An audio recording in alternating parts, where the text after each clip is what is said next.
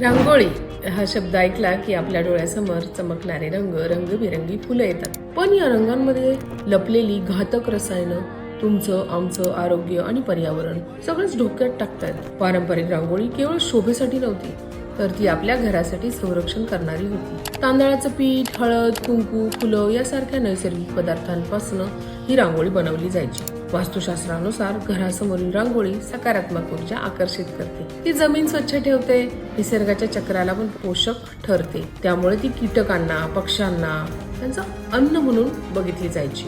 त्याचे अनेक फायदे पण होते. पण आजकाल बाजारात मिळणारी जी रांगोळी आहे त्या रांगोळीमध्ये तुम्ही बघितलंय का, किती घातक रसायनं असतात, लीड सारखे केमिकल्सचा वापर केला जातो.